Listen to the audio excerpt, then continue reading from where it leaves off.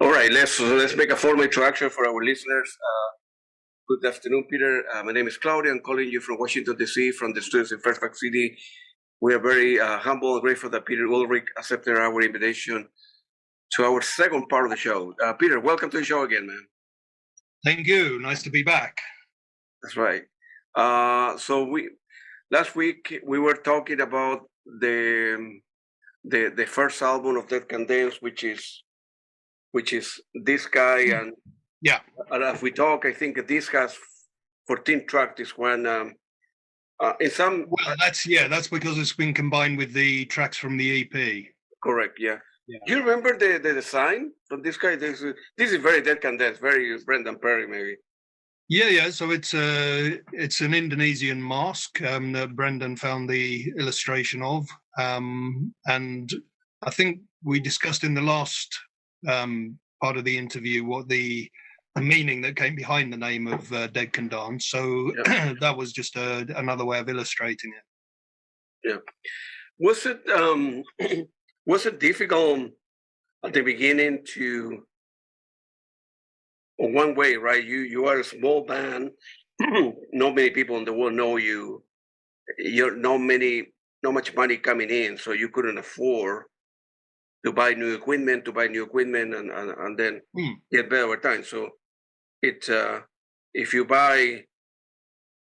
spend the money, right, to buy a lot of equipment, nobody go to see you, then it's a waste, right? But as it's eventually, right, you're getting better, and the record label say, okay, this is good for now. Here's, I don't know, £5,000 or whatever it was at the time, and you end up buying like I think a Yamaha 6.5 music computer and so forth, right? So yeah, it wasn't quite like the record company came and gave us money. It was we then once the first album came out, we were able to sign a publishing deal with the Beggars Banquet group, which was a sort of umbrella group that 4AD came under.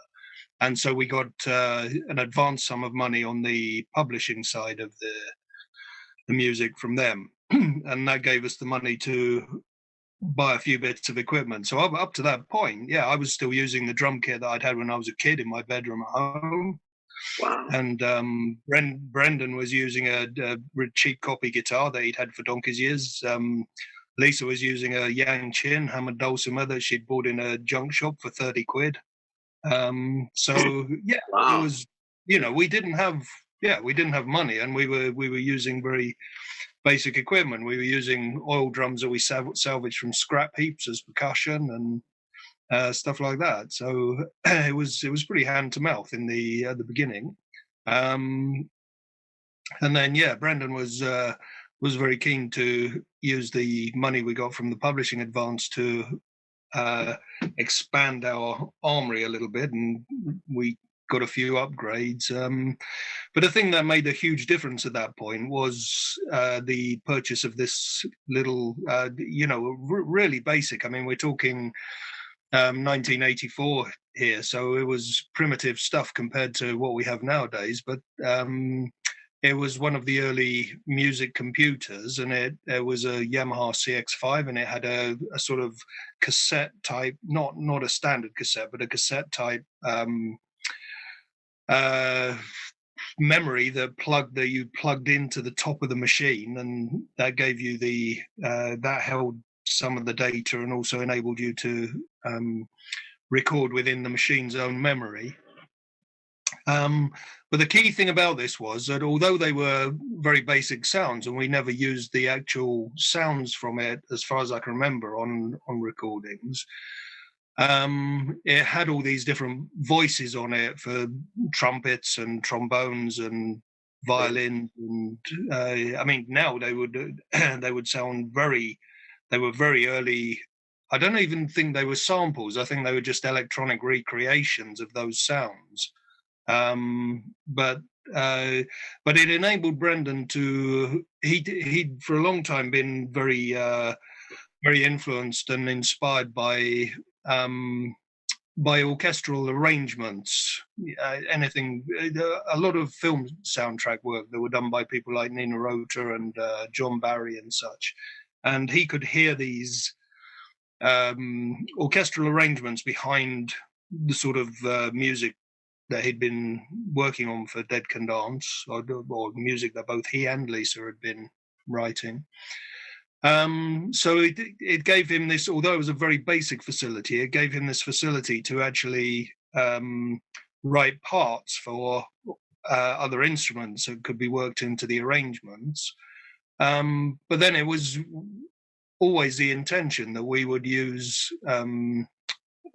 actual musicians playing the acoustic instruments to then record with, and wherever possible to play live as well. So this one little machine created a situation where we changed from the first album being a sort of essentially a guitar, bass, drums lineup to the second album, the Spleen and Ideal album, which became semi-orchestral, and it was a huge sea change. It was enabled by this little machine, which also had the facility to print out sheet music, to turn what you programmed into it into notation on a stave and print it out, so we could actually hand music to professional orchestral players. So yeah, it was a big change.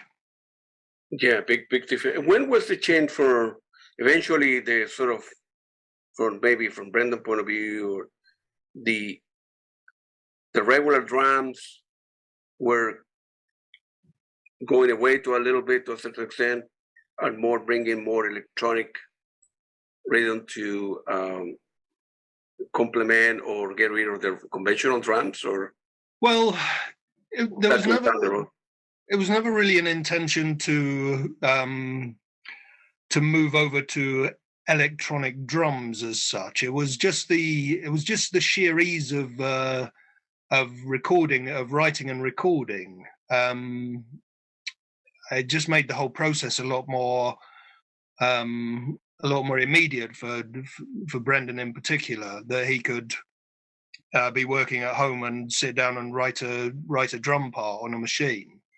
But when we played live, we weren't using drum machines or electronic drums. We were using he was giving me parts that he'd written to learn to play on the kit, and we sort of moved away from a lot from a standard kit. We still for several tours did use a drum kit, but it was augmented by a lot of additional percussion.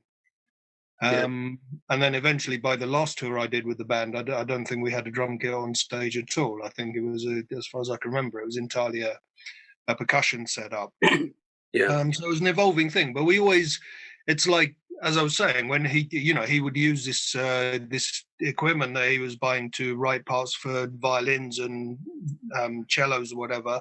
But when we came into the studio to record, and as far as possible when we were playing live, we would use the acoustic instruments. So although we started using some of the electronic keyboards and sampling equipment that was around at the time, we didn't use them in the way that the 80s and early 90s synth bands use that equipment. So if you listen to those bands, they sound of their era, because they were using the sort of leading sounds that everybody was using at that time. Whereas that was something we never did. We only ever used them as a vehicle to get us into using those acoustic instruments. So the Dead Can Dance music remained much more timeless. Absolutely right. Like many bands, like I don't know, the Depeche Mode, the New Order, the Human League of this world, very 80s. Some never even have a drummer. I mean, they were all program and electronic stuff, and it sounds very different right now. Nowadays, 40 years later, right, 80 to 22, the level of technology is a lot more sophisticated. So they perfection the drum, the sound. If you're not looking, you might think you're hearing to a real drums or real guitar, and not at the time, 40 years ago, right? It wasn't as sophisticated to drum loops or pre-recorded stuff, or many instruments that were already created, programmed in the computer. You press F1, that's a drum, F2, that's a trumpet, F3, whatever, that. No, I mean, all the way through, even after I left, if you look at any footage or photographs from Dead Can Dance concerts right up to the most recent ones, there's always drums and percussion all over the stage. That's right, massive, and always masses of live acoustic instruments. And I was able to find the recording that you mentioned on YouTube, and very very rudimentary. I think it was like a rehearsal session, part 1 and part 2 or whatever. That depends. You might have found an even earlier one from the Bedford Boys Club in the UK, which was done at the sound check. But if you can find the one from 1986 in I always forget whether it was the Bochum or Bremen gig, but it was one of those two, and that's from the actual show itself. Yeah, I was referring to the first one, probably. Yeah, it was. Right. They were. Yeah, they were. Yeah, that was done at during sound check.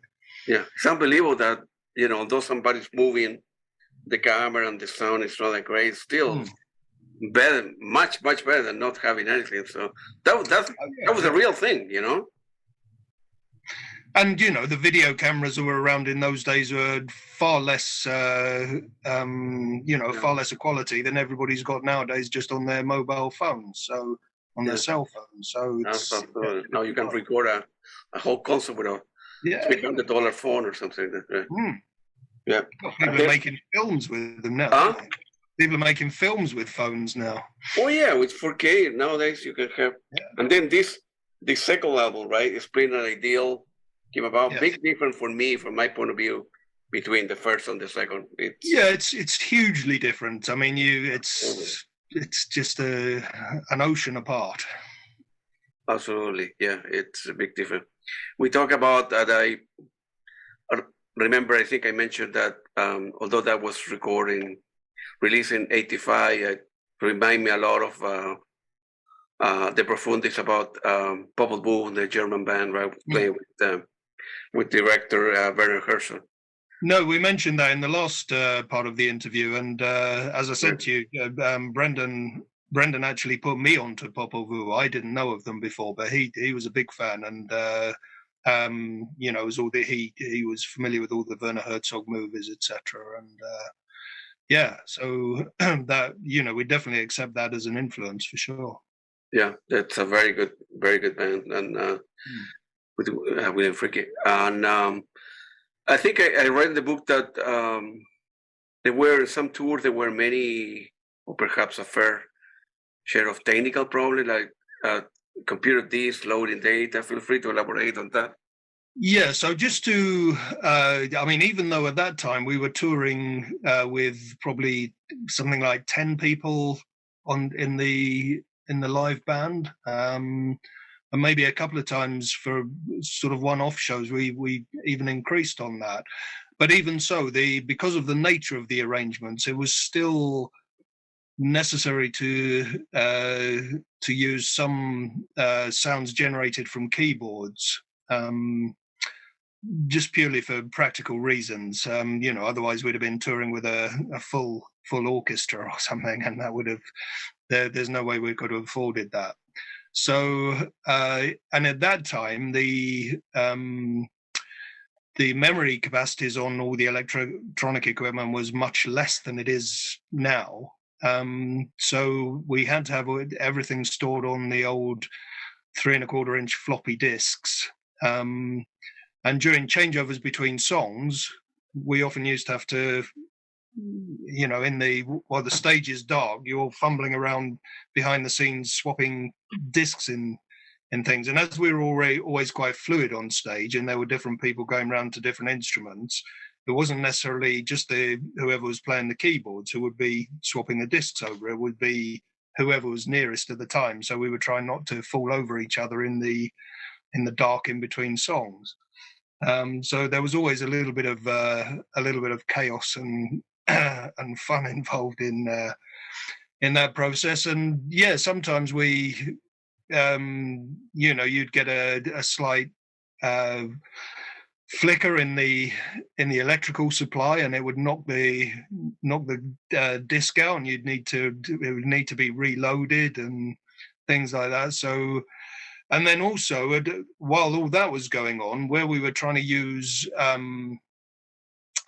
violins and cellos and that in the mix, they would have to, because they're not naturally electronic instruments, obviously they would have to have strip mics put onto the surface of them, and then put through what we call a DI, a direct input box, to go into the PA system. And we would get all sorts of sound balance and feedback, because you're trying to get sufficient volume out of them to compete with the electronic instruments. But then as you push the volume up, you start getting feedback on those instruments. So it was trying to get all these things in balance was always a constant nightmare. And our sound checks used to go on for hours and hours. It wasn't unusual to have a 8 or 9 hour sound check before a gig. And then even then, when you went back on stage, things had changed slightly, and you'd get different, because the audience comes in, it changes the acoustic balance slightly. And it was a constant challenge, shall we say?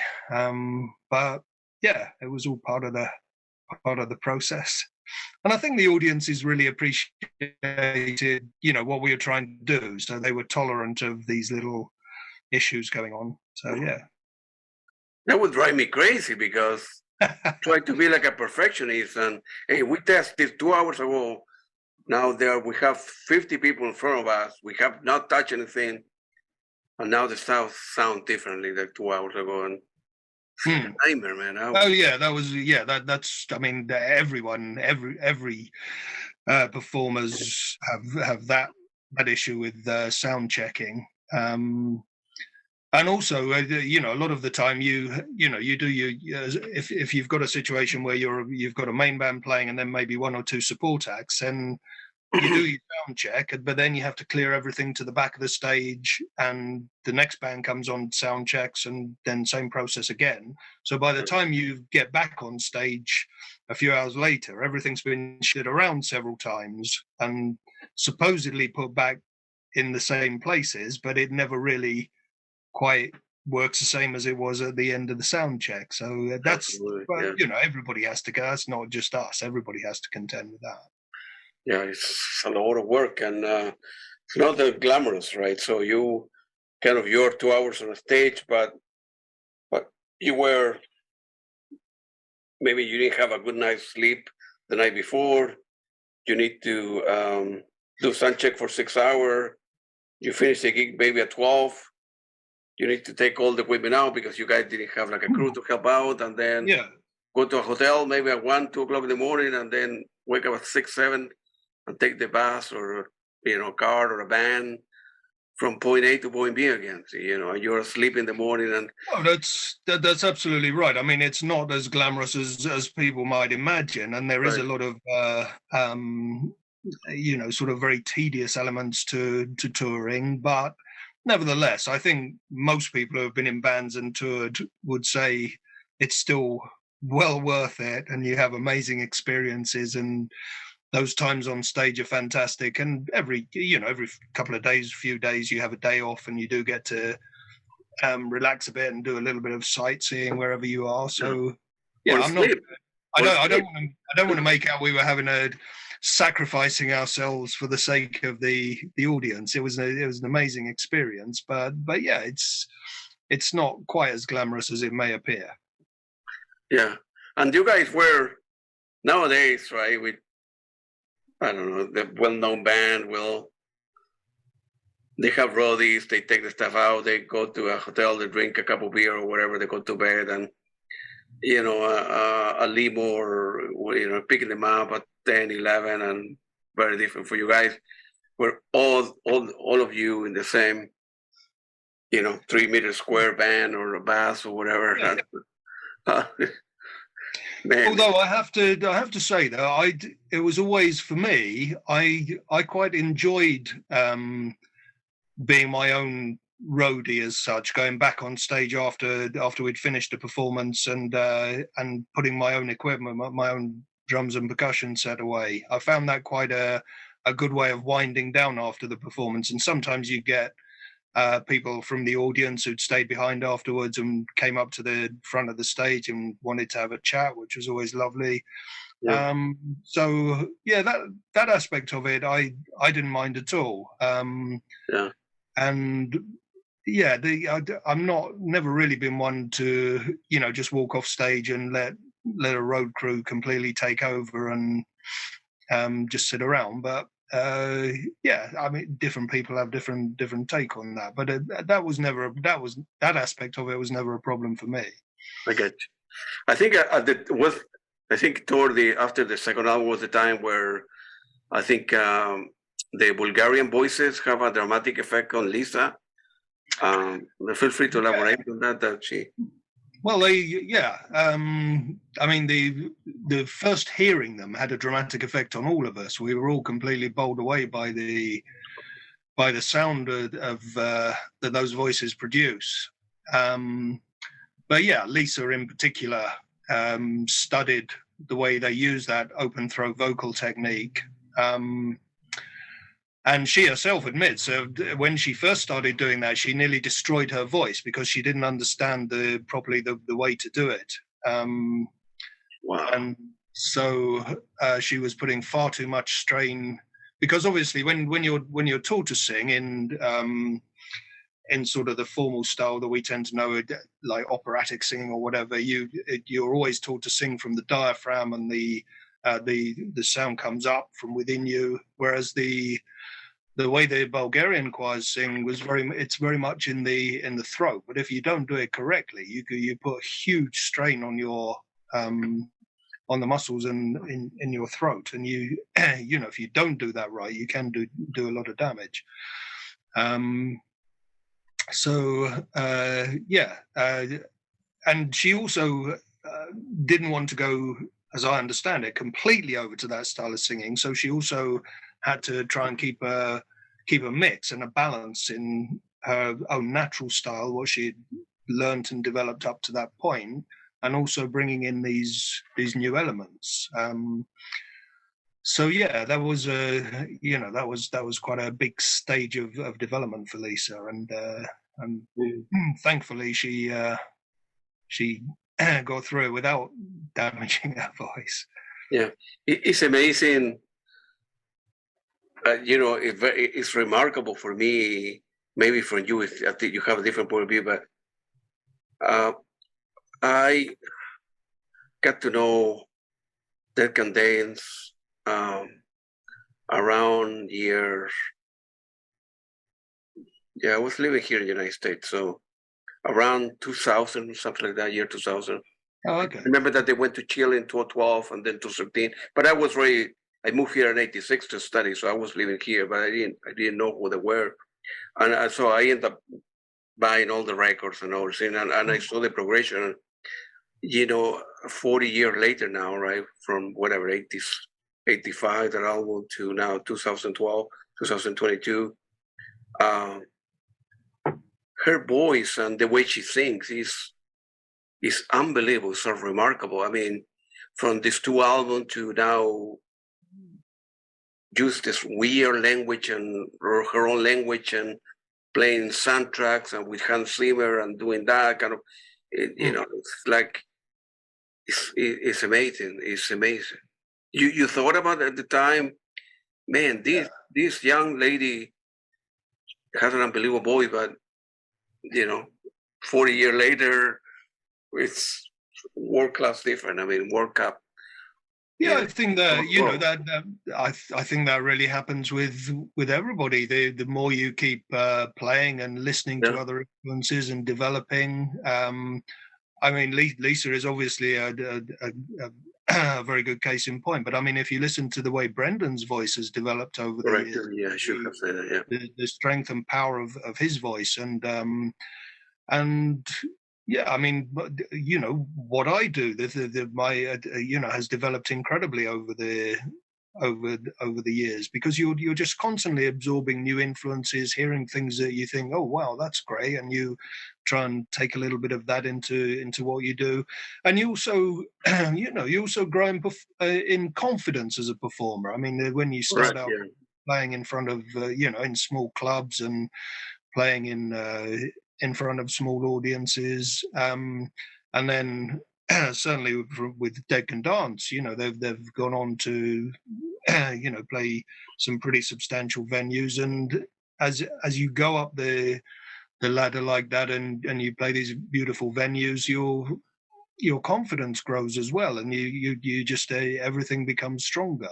I mean, also there's on a practical point, when we were first playing, the audience could smoke in most of the venues we were playing in. So you'd go on stage and the air is already full of cigarette smoke and that that's horrendous for singers. So Absolutely, yeah.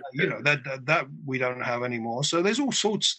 There's many elements to it, but of course, I mean, nearly every performer progresses and develops over the lifespan of their career. Yeah, and as you were playing now, I don't know, maybe 30 or 25 gigs a year, you guys are getting better, you as a drummer, and then more cohesive as a band. And when you, as I said before, when you're doing 20 gigs a year or whatever it was, May, June and July, and it's the cohesion within the team, and they know one another, and so on and so forth. So less screw up, and more playing. I hope so. Yeah. Different type of problems, but yes, you definitely notice it. It's probably not on a scale that would be overly noticeable to an audience, but as when you're actually playing within the band, then I think that's quite typical, that over the course of a tour, you notice by the end of the tour, everything's just that bit tighter and meshing together really, really well, because of the sheer repetition and practice of it. Yeah, absolutely. Then the third album came about, within the realm of Dying Sun, and was released in '87 now, and and especially I think I really like the track "The Cantara" and "Anywhere Out This World." And feel free to download that album. I don't have it handy. I couldn't find it upstairs. I have so much stuff, because I don't have enough furniture to put in alphabetical order. Sometimes it's hard for me to find anything. It's like and I have some stuff in closet to my right, the second floor, third floor, and sometimes disappear. I have no idea. Many times when I go and buy every weekend, I go and buy new music to a couple record shops around here where I live. I end up buying the same record 2 or 3 times because I don't remember if I grab it or not. That it's $10. Hey, let's get it, whatever, And then at the end of the year, I have time because work is kind of slow, and so I end up going to my collection again and putting it together in alphabetical order. And man, I have 3 versions of this Peter Gabriel, whatever album. All I can say to that is, feel free to buy as many copies as you like of my records. I have to do that. If you want to buy 10 or a dozen of each one, that's fine by me. That would be get them repeated. And so you got to a point where you were more involved in live performance, but less involved in writing and recorder and. Well, yes, certainly far less not really in the writing. I mean, Brendan and Lisa pretty much always wrote everything, right from the beginning. So even when I was first joined the band, I was probably 90% playing things that Brendan essentially had parts that he'd either written or directed me to come up with. So when he started using the drum machines and programmable equipment to write the drum parts, that wasn't really a sea change in the way we worked at all. It was just a sort of behind the scenes technical change in the process. But yeah, I mean, the difference perhaps was in the recording process. So in the first album, the Garden of Arcane Delights EP, and the 2 John Peel radio sessions that we did in 1983 to 84, then I was involved throughout in the recording process. But after that, I was apart from 1 or 2 sort of cameo roles in within the realm and later on the Spiritchaser album, I didn't really participate in the recording sessions at all. But like we were saying earlier, when we came to do the live work, then Brendan and Lisa nearly always wanted to use as far as possible the live acoustic instruments. So then, so I was completely involved in the live work, and that was absolutely fine, because it wasn't rowing me out of any involvement that I'd previously had. It was just a change in technically in the way we went about writing and recording material. Yeah. Plus, you were you were in charge of all the kind of behind the scenes stuff. Getting, I think you mentioned the carnet, going from one city to another, and more managerial stuff while you were not recording. Yeah, so right from the outset, we were always, you hear so many horror stories in the music business about people, bands thinking that they need to get a manager at the outset, otherwise they're not going to get anywhere, and people are going to rip them off or whatever, and then they end up either getting ripped off or falling out with the manager, or things go wrong, and so on. So, and obviously, if you take on a manager, then the manager quite naturally, whether they're good or not good, they still want a share of your income. So when we were in those early days on the Isle of Dogs with no, barely a penny to rub together, the last thing we wanted to do was bring in somebody else who was going to take any of the pittance of money that we were getting. So I had, I'd been doing a couple of administrative jobs before I joined the band and had a bit of experience. So I was kind of appointed the tour manager, and we told 4AD that I was going to be the tour manager. So that was it. We went off in our naive way, with me thinking that I could handle everything. Yeah. So yeah, that was another learning process I had to do, and a couple of the guys at 4AD who were already involved in managing the bands there, particularly on that first tour with the Cocteau Twins. There was a couple of guys, Ray and Colin, who toured with the Cocteaus, doing their sound and all their driving and tour management, etc. And they were brilliant. They took me under their wing and gave me my basic training, and so yeah, we sort of muddled along a little bit, but between me and Brendan, we managed to do all that between us. So it meant that when I came to write the book, I still had all these. I've got all the tour schedules, the cash books from when I was dealing with the daily petty cash and that from tours, and all sorts of things that I guess a band member normally doesn't have. And that helped with, just to put together the small detail of the book and where we were at particular times and who was with us, and that, just that kind of thing. So it turned out, although we never had any thought of that at the time we were doing it, in the longer term, it turned out to be very useful. Absolutely. And you guys still were kind of very poor, right? I mean, no. So. Yeah, because all the money that came in, we were basically putting into upgrading. By the time we were in the mid '80s, and I'd had my drum kit completely replaced, and I actually had cases for the drums to put them in to protect them when we were on tour and that kind of thing. Yeah. And Brendan was expanding his range of equipment, and Lisa got a second Yang Chin, and we were getting better quality microphones and blah blah blah. So Yeah, so a lot of the money went into that, and it was some time before we actually started. Anyone started earning any real personal money out of it.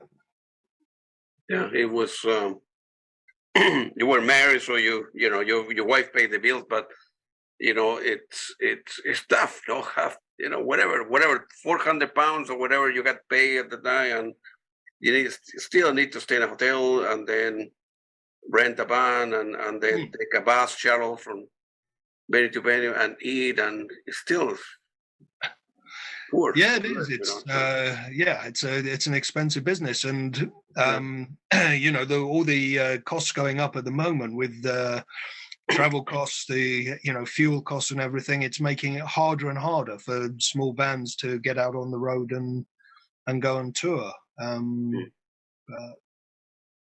Yeah, that's the nature of the beast. And I think at the time 4AD ended up pressing a bunch of 12-inch vinyl. I think they were sending to the clubs at the time, right? That correct?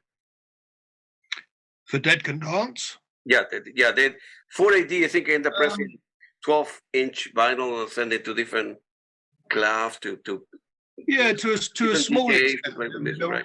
There were other artists on 4AD that were more geared for club music. I mean, obviously, the classic example was when they did the Pump Up the Volume. That's right. Single, which went crazy on the club scene. But even so, there are bands like Colorbox and Clan of Zymox. They were making music that was more suited to the club scene, even if it was a specialized area of the club scene. The music that Dead Can Dance was making was never really suited to the club scene. So I don't know if 4AD was sending out anything. I mean, there might have been some very highly specialized clubs that would play that kind of stuff.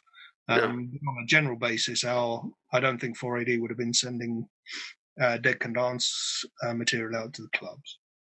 Yeah, man, I would love to, if I have enough year of my life and more years, I would love to go like a 4AD warehouse or whatever. But they might have a store, the tapes that you send at the beginning, and this would be great to maybe. Yeah, I don't know what they've got these days. I mean, I had very brief contact with a guy called Rich Walker who runs 4AD in London now.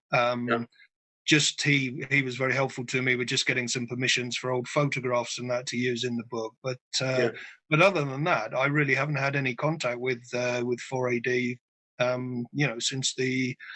Since the early 90s. So I've no idea what they have in the vaults. They make very interesting stuff.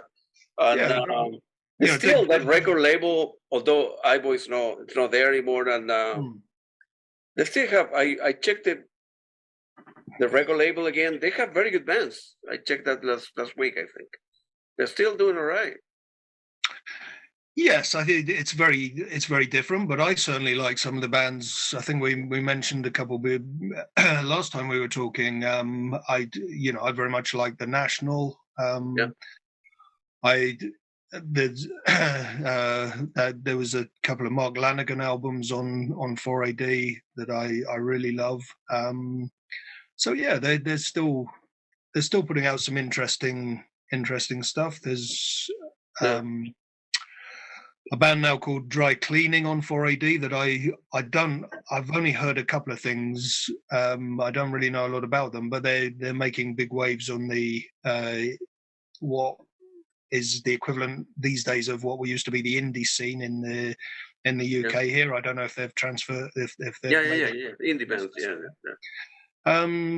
So I think, but it's it's obviously. It's completely different people now, so they're not the same type of bands that Ivo would have been signing back in the day. If he was still there now, I've no idea what sort of thing he would be signing to the label. But I think it's still a very interesting and enterprising label, but it's very different now. Yeah. Ivo could retire. I think he lives here in New Mexico or something like that. I've read somewhere, and he's completely out of the music business, and right, yeah, we like to. Yeah, I would love to get a hold of the guy and then interview him. Maybe he wouldn't do an interview, but see his perspective from, not just from that Candace point of view, but forming for AD and the decision that he need to make and why bringing certain bands or not other.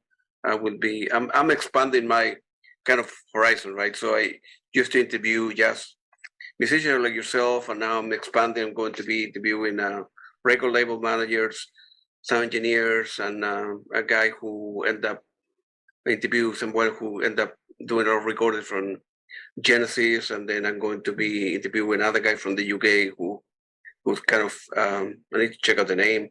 He's very famous. He helped engineer and mix a lot of albums from the big bands, big names. So I want to go full circle and then seeing how the stuff got together, right? So I'm going to be interview another guy who end up,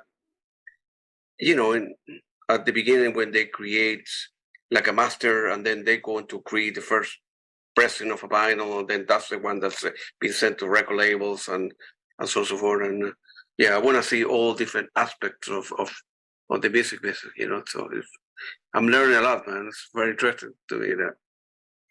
No, absolutely. I mean, you do get a completely different side of the story from right.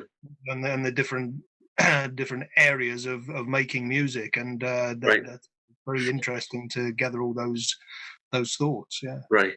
Nowadays, as you know, right, when bands go on tour, a good percentage of the income come from I don't know, signing picture, meet and greet, T-shirts, whatever. At the times, you guys didn't have any of that. Which merchandise? No, that's right. Yeah, the way of making money from music has shifted completely. You used to be able to make money from selling physical music, vinyl albums or CDs or whatever, and from touring at a relatively modest level. But now you really can't do that. You can't.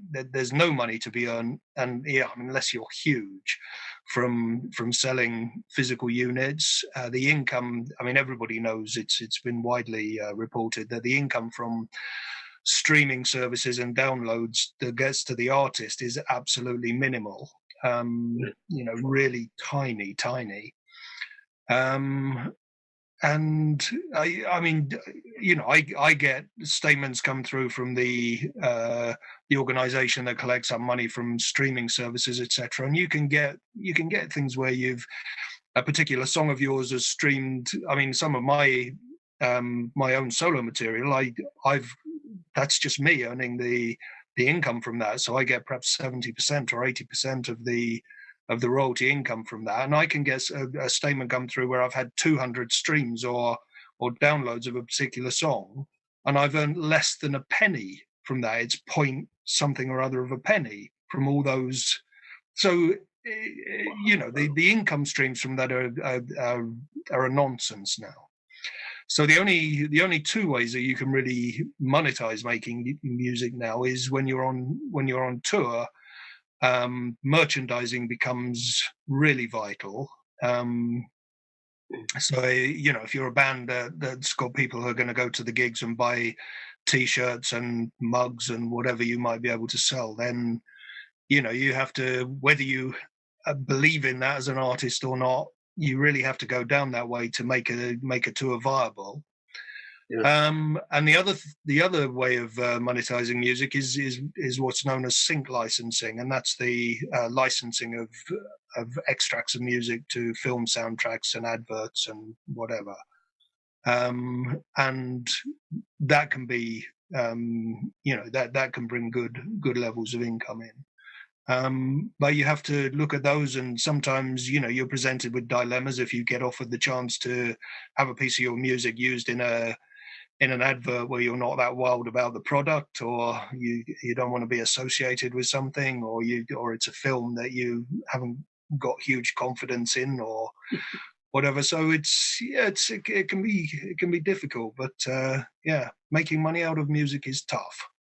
Very, very difficult, man. Very difficult. Mm. Another. Thank you for clarifying that.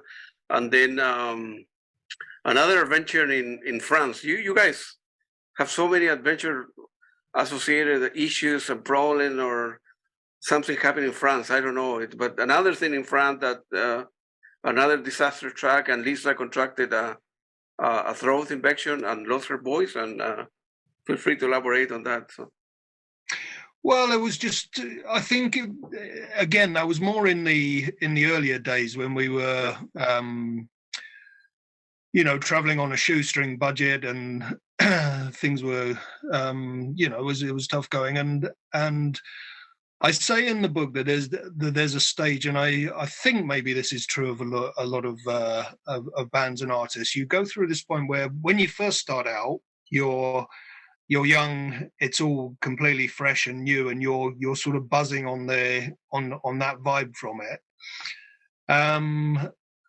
And then you get to this stage where suddenly you're becoming established, and you're starting to be you're becoming the headline act. You're playing larger venues, and you know that people are now paying a significant amount of money for a ticket to see you. And suddenly the pressure increase. You suddenly start to feel the pressure of that. When you go through that stage and you get even bigger still, then you start to become the confidence grow. You've taken the audience with you, and the confidence grows, and that's sort of worry of it diminishes. But I think there's this sort of phase where the pressure's really on, and it's a classic point at which I think a lot of bands and artists turn to drink or drugs, and that becomes a big issue. But for us, that didn't really happen. But one of the things that always used to happen when we went out on tour was, after about a third of the way into the tour, both Brendan and Lisa very often would contract throat infections or very heavy colds or flu-like symptoms. I think it was where their bodies became a bit exhausted, because we were never one of the bands that went out and we were on tour for months and months at a time, or like the heavy metal bands going out for 2 years at a time or whatever.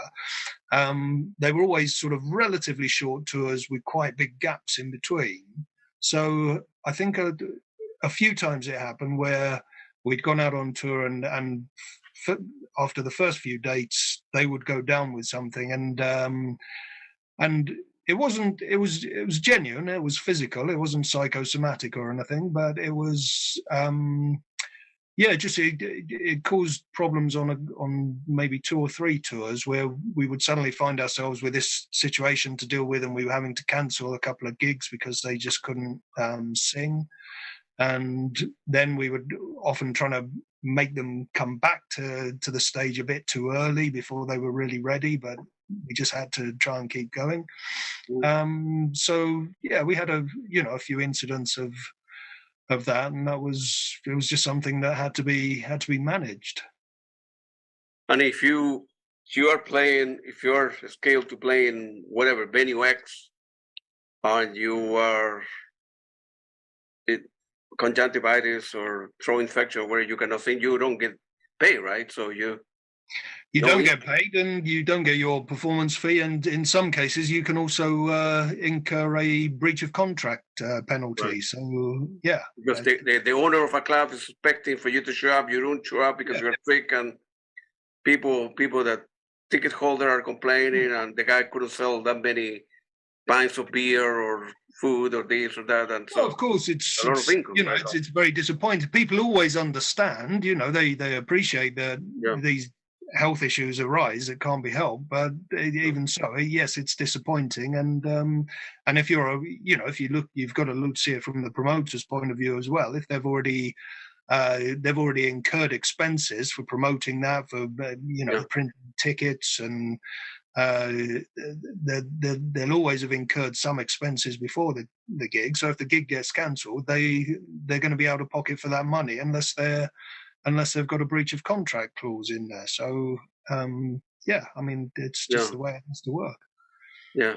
When I remember when I bought my first, I don't even know which one it was, the Dead Condensed vinyl at the time on CD. I was listening to Lisa, right? I didn't know that Condensed that much, and because I follow so many bands, and I heard her voice. I said, "Man, this truly has got a very angelic voice. What kind of language is that? It's not English." I know. I look it up. Oh no, those folks are from Australia. Well, whatever she's singing, it's not English. It's some make-up language, as if she ended up using her own language, her own musical vocabulary, if you will, to Yeah, I'm not even sure you would call it as structured as such as a language. It was just Lisa used her voice very much as an instrument to make sound. Occasionally there'd be words mixed up in that, and sometimes it would just be purely a vocal sound. And I think for her, it just the first thing that started was when she was little, when she was growing up. She lived in an area of Melbourne in Australia that had a lot of big immigrant communities, Greek in particular, but also some Middle Eastern, Lebanese, and other influences. So a lot of the music that she heard was being sung in languages that she didn't understand. So where she was really drawn to these music, she was drawn to the sound that the sounds that the voices were making, but not having any concept of what the words were. And then I also relate an instance in my book where my wife and I went to see the Bulgarian Voices performing for the first time at the Royal Festival Hall in London, and we got the program for the show as we went in. And we were looking at it while we were waiting for the show to start, and it turned out that a lot of the songs were about, just going down to the local market and selling the family pig or whatever. It was just these guys came from agricultural communities in rural Bulgaria, and that was they were singing folk songs about, just mundane things from everyday life in those communities. So you're hearing these incredible voices, but in a way it's better not to know what the subject of those songs are, because that would diminish a little bit the beauty of what you're hearing. So I think Lisa was always quite attuned to that, and when she started singing herself, she wanted not to be tied down by the meaning of lyrics, and just have that freedom of expression that singing without words gave her. So she sung sounds, and it happens to me at the beginning also. When I came to the United States to study, I didn't speak the language, and I didn't know what the singer or he or she or the band was singing. I liked the sound, I liked the rhythm, yes, the orchestration, and it sounded great. And then later on I learned the language, and I understand what the guy was saying. Hey, I went out with a lady and she said no, but I really have a crush on her or whatever. I didn't know what at the time when people were singing English. I didn't understand the meaning. No, but that's a very good point, because it also it makes her music universal. You don't need to be able to understand music in language to you have the same experience listening to Lisa's music as whatever your nationality, whatever language you speak. Yeah. So the universality of it is also another useful dimension of that. Yeah. And then the fourth album came, the Serpent X in '88 with the famous track, The Host of Seraphim. I think that was a breaking. I mean, a point in the Condensed with before and after that track, because after that, right, according to me, right, maybe according to you, it's different, but it was like kind of Decadent version 2, if you will. There was that opened a lot more doors and perhaps more money, bigger venues, more Yeah, royalty, more right yeah, side. it certainly had a huge impact. I think it was very much seen as the Lisa reaching one of her many pinnacles of her vocal development, but it was also a track that Brendan really felt that his composing, his composing and arranging abilities reached again one of its many peaks at that point in that track. So yeah, it was a significant moment in Deccan dance development, and it became a hugely popular and widely used track. And it's also popped up on an incredible number of, as you know, it's been sampled into an incredible number of other pieces of music, quite bizarrely into a lot of club and rave tracks. Believe it or not. Yeah. There you go. Who am I? Yes, right. Yeah, it was one of the, I think, maybe signature tracks, if you will, and Oh, for sure. Yeah. and it's the orchestral arrangement with Brendan, and there was like a huge break, like yeah. Well, maybe going for in football time, maybe for like second league, second tier, now go to Premier League, right? Big people, right? So better play, better venues, more pay, and it's an unbelievable piece of work. And I think that was the Serpent Egg was taken from Ingmar Bergman film, which it term came from a William Shakespeare, Julius Caesar. Oh right? Yes, sorry, yes, that's right, yes, yeah, it did. And I think that was the biggest. I think around you put the big selling album ever of his first day. Back in the day, I think Michael Jackson was. Well, this is something that I have in my memory, and I've no way of verifying this. But what happened was that we were on tour in France in 1989, I think it was, and Brendan and Lisa were asked if they would go and do this meet and greet in one of the big record stores in the middle of Paris. Yeah. On a day off we had in between two shows in France, and Brendan just didn't want to do it. He was exhausted, and he just wasn't up for it. So Lisa said, "Well, I'm happy to do it, but I don't want to go on my own." So she said to me, "Would you come with me?" So I said, "Yeah, sure, I'll come." So we went across to this. I think it was arranged through Virgin Records, who were 4AD's distributors in France at the time, and it was either a Virgin store or it was a Fnac. There's an operation called Fnac in FNAC in France. Yeah. But anyway, it was one of the biggest record stores on the Champs-Élysées in Paris. And when we got there, we were kind of ushered in round through a side door and rushed upstairs. And they told us that there were literally hundreds of fans downstairs, which we were, we thought it was just going to be, 20 or 30 people queued up to see us or whatever. But apparently they were queued all around the block, and it was a big thing. And then my recollection is that they told us that the Serpent's Egg album had just become their biggest selling album on the first day of release ever in the store, which was a record that had previously been held by Michael Jackson's Thriller album. Wow.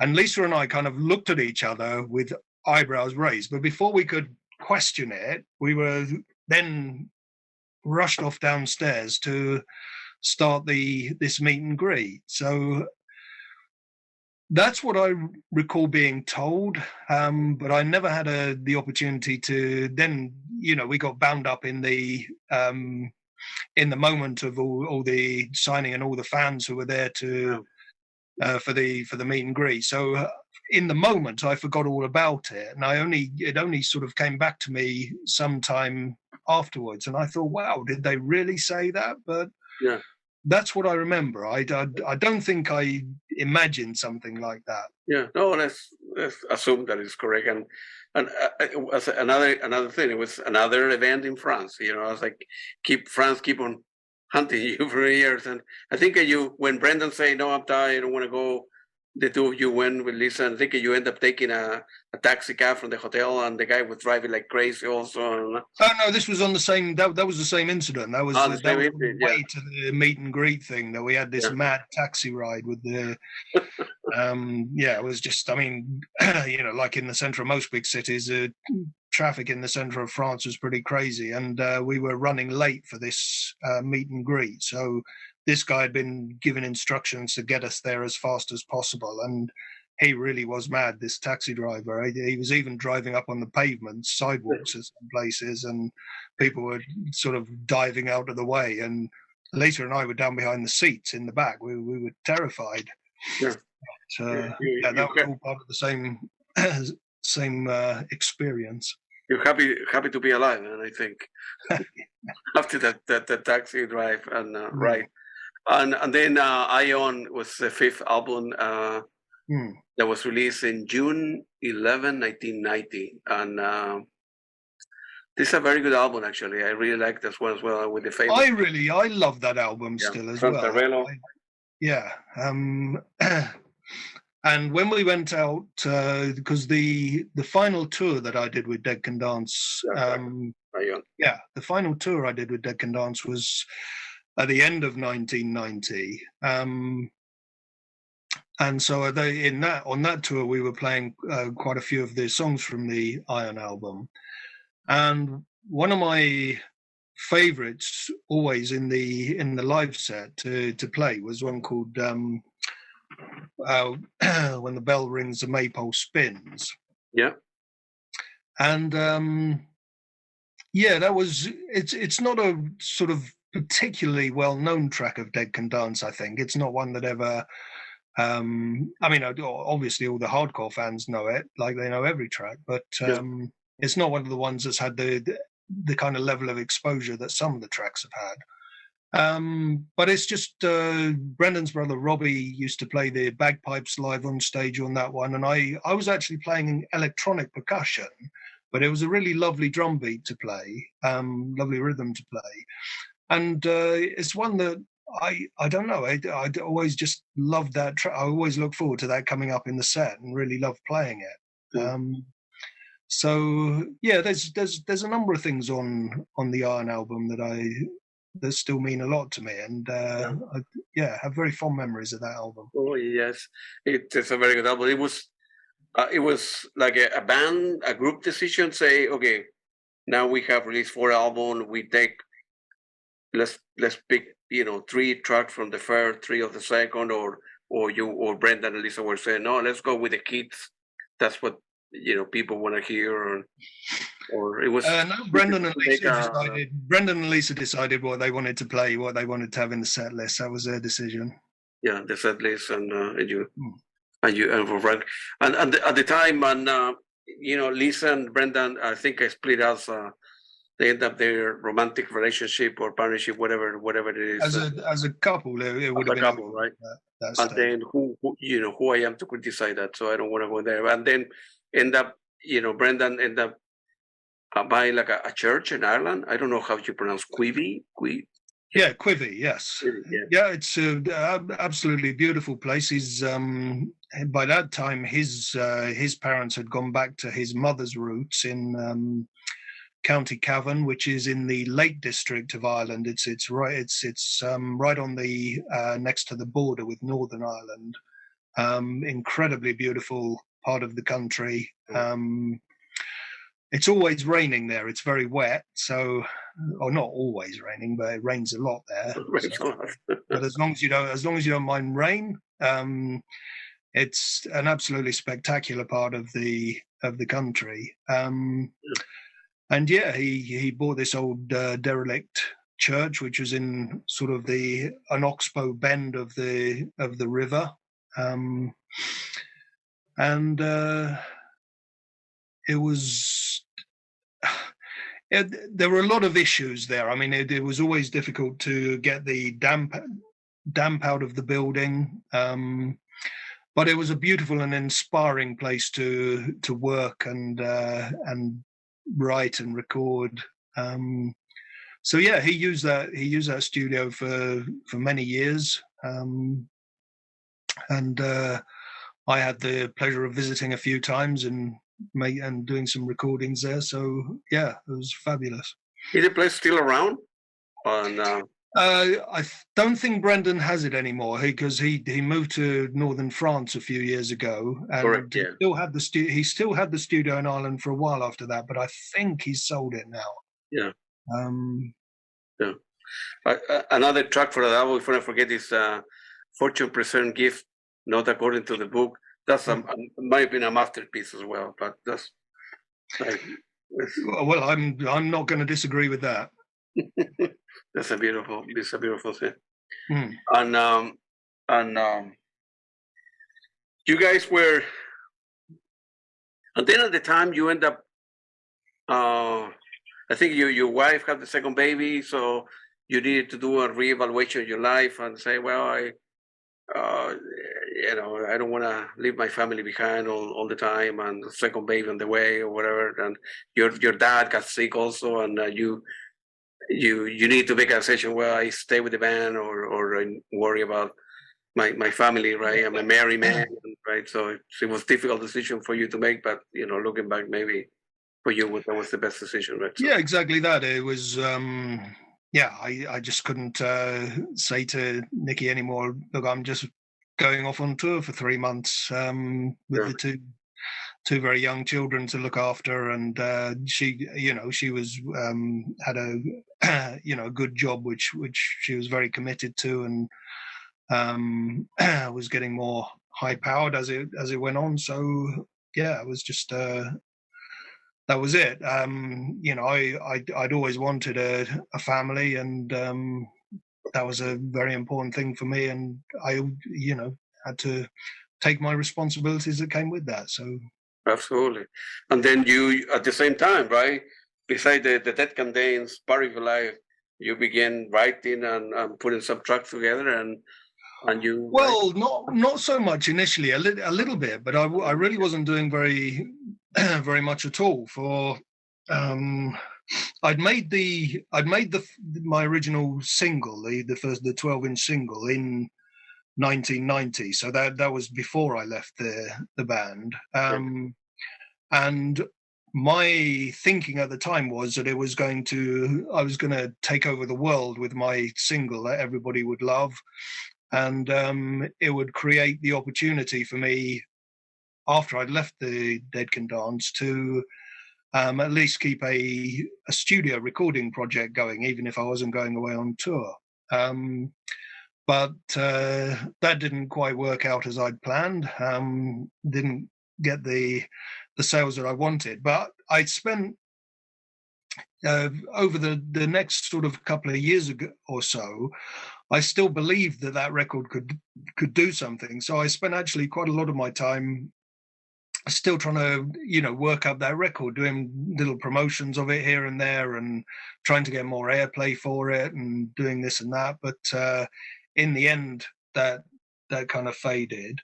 And then I really, I was just working completely out of the music area, doing other things. I was still in touch from time to time with Brendan and Lisa, but I really wasn't doing anything much musically at all. And then it was a few years later in 1995 when they started work on what would become the Spiritchaser album. Yep. And I got a phone call from Brendan one day to say that he was putting together a percussion ensemble with about half a dozen or so people to do a couple of weeks' work at it's just over a week's work at Quivy, and just lay down a whole load of percussion sessions that he could then work with to start building tracks for the new album. And he said, are you available? Would you be interested in coming over? Which was a stupid question because there was no doubt what the answer to that was. Yeah. So I ended up going over and being involved again, which I'd given up all hope of, and it was absolutely wonderful. And we had an amazing week working with. So it was Brendan, Lisa, Brendan's brother Robert, and a couple of guys from a brilliant Irish band called Keela, who he'd linked up with over there. And we had an absolute ball doing all these percussion sessions during the day and going out together in the evenings. And then towards the end of the week, we were in one of the local bars and just winding down, having a drink. And Brendan and I were chatting, and he said to me, you still writing anything? So I said, well, yeah, kind of half-heartedly, on and off. So he said to me, well, I've got some. I think it was once I've finished the next album, I'll have a little bit of time free. If you can get enough songs together, come over to Quivy and I'll record them for you, and we'll get enough stuff recorded that you can put an album out. Wow. So I was gobsmacked. It was an incredible offer, not only of this studio time at his expense, but also to have him working as a collaborator and producer and engineer on the album as well. So I said, wow, that would be incredible. And I thought maybe at the time that he had a few too many pints of Guinness. So the next day I said to him, do you remember the conversation we had last night? And he said, yes. And I said, were you really serious about that? Yes. So, okay. So I went home at the end of that stay really, really buzzing, not only having been involved in recording for Dead Can Dance again, but also with this possibility now to, a serious possibility to go and record an album of my own. So then, I went away, and over that kind of came together over the next year or so. I got myself some new equipment, wrote some songs, and once he had the time after Spiritchaser came out, and I think they'd done another tour, and then when he got back from that, we were able to start work on that. Yes, that's beautiful. I'm happy that you when somebody leave the band for one reason or another, there's some animosity, and then hey, this is the guy that left us to his wife or whatever. We don't want to deal with him. But in your case, you stay in touch with Brendan and Lisa, and they have a good friendship still. You left for personal reason, not because he didn't like them or something, right? Yeah, and they still have a good relationship with them. So they completely understood, but also because of the way Dead Can Dance worked, it was never me departing didn't take anything away from the band. I was part of it in terms of somebody that they that we got on and they appreciated as somebody who helped them bring their music to the world. But as I've always said, they wrote and recorded everything, and Dead Can Dance is basically the unit of the music that they make. So me leaving didn't in any way threaten what they were doing at all. They completely understood my reasons for it. So yeah, it was all totally amicable, and obviously we all wanted to stay in touch. So yeah.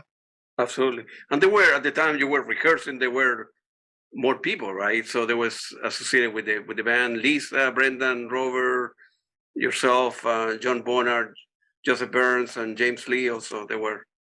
That was that was the band. That was the band, the makeup of the band that went out on the final tour that I did with the one in 1990. But that wasn't the same group of people who did the percussion sessions in '95. Correct. And then, do you have any memories of the mini tour in England? You played, Manchester, Nottingham, Brighton, London, and yes. Again, that was going back to 1990 again. So that was on. Yeah. We did two tours fairly close together at the end of 1990 after Ion came out. So first of all, we toured in Europe, starting with a couple of shows in Athens, which we hadn't been to before, and then we went through France and Germany again, and then we came over. We'd only ever played a really small handful of shows outside of London in the UK, It was very strange. We had a very, what seemed to be a very London-centric audience, or people would just come to London to see us. But we we didn't. It wasn't our choice that we didn't go and play elsewhere other than London. It's just the gigs weren't offered to us. So anyway, on this particular tour, we were told that we were going to have some other shows. So it started off with a small theatre in Middlesbrough, and then went over to Manchester, then Nottingham, then London. And it was very varied. The first show in Middlesbrough, like I said, was a small theatre in the northeast of England, only about half full. And then the next night we played the University Students' Union in Manchester, and that was packed. And then the next night or the night after, we played in this place in Nottingham, which was again only about half full. And then on the final night of the tour, we played the venue that I particularly always loved playing in London, which was the Town and Country Club, or Forum as it got changed to. And that held about 2,000 people, and it was sold out. It sold out in just a few minutes, and reputedly there were touts outside selling tickets for £500 a time, which in those days, I think the cover price of the ticket was probably only about £3 or £4 or £5 or something. Really? It was maybe £10. I can't remember, but it was not. It was many times over, right? It was still 1990, so it wouldn't have been a lot more than that. Oh, yeah. And whereas the night before, or 2 nights earlier, we'd been playing in Nottingham, which is about maybe a 2-hour drive from London, and you could have walked up to the door and bought a ticket on the door and gone in, because it was only half full. So it always struck me as a really strange thing in the UK that we had this, we could sell out these things in London, but when we went elsewhere in the country, it wasn't the same. From a financial point of view, right? So the income per capita is kind of smaller cities, less than the people that live in London, or no, because they have better paying jobs, so they're willing to pay, I don't know, more money per ticket, or no, not really. No, but as I say, these really weren't, they weren't high valued tickets. People were being priced out of it. I don't know what it was. And as I say, if people were, I don't know if that was really true about the people paying touts £500 a ticket, but even if they were paying them £100 a ticket or something, as I say, 2 nights earlier, they could have taken a drive or a train ride up to Nottingham and paid just the standard ticket price. Yeah. Even if they went and stayed in a hotel for the night up there, it would have been cheaper right, than paying. Yeah. But, it's a bit it's a mystery, but and then right up to in the UK, Dead Can Dance never again played outside London until the last tour in 2000 and earlier this year in 2022. They played the first time ever in Glasgow in Scotland, and then in Manchester. And those are the first 2 shows outside of London in the UK since 1990. It's very strange. I don't know what to make up of that. Because when they toured here in the United States, they're very, very popular. Yes. The last tour was canceled, but they were big cities. I have ticket to see them. I was flying to Seattle. They were doing. They started in Canada. They were Seattle, going around the country, United States, and then they were ending here in Philadelphia, and went to Washington D.C. I was planning on seeing that 5-6 times. And in Latin America also, they are so popular than there. So I'm surprised that it wasn't, in the UK, there were people didn't maybe like that kind of music, or very, very strange, very weird. I'm not sure it's even a question of not liking it. I think it's just a question of exposure, of not knowing about it. I don't know. I mean, we never did TV here. We did the original 2 radio sessions for the John Peel show in 1984. I think they were both, or maybe one was 83 and one was 84. No. So that, but apart from that, dead can dance music hardly ever gets played on the radio on any radio stations in the UK, and never been any TV appearances, as far as I can remember. I think it's just a lack of exposure. Yeah. But in other European countries where you were doing German, you were doing Belgium, you were totally doing different. Yeah, totally different. very different, right? So I don't know. Yeah, it's a good question because, right, like you say, for Manchester, Nottingham, and half full, and then all of a sudden London, 2,000 people. Wow, that's strange. Good question. And then a big change. You guys began rehearsing, and then on to the first tour in Canada and the United States, and I think that less, because I will have a lot of questions there on about that tour. So maybe I think it's good to finish this one, and then we do 3. I think I'm going to be calling you every week for the next 2 years or something, because well, just kidding. Too many questions. It's lovely chatting with you, and feel free to show the book as well, because I want the audience to buy the book. It's a great book, well written, Thank and then easy to read. And there it is. It's still out there, available from your local bookstore or some record stores or in whatever online place you use. And I'll be very grateful if you go and buy the book, and I hope you enjoy it.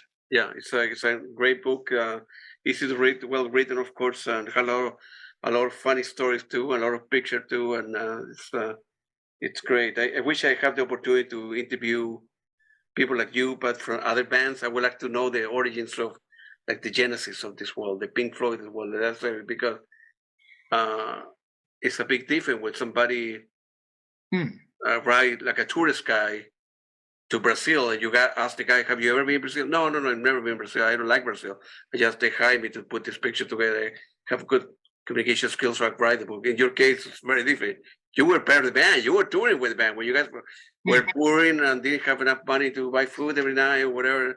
That's so beautiful to know about some bands, Yeah. No, I mean, that's also one thing. I've had a couple of comments from people, that I'm still in touch with, who were involved in the sort of 4AD Beggars Banquet scene from back in the day.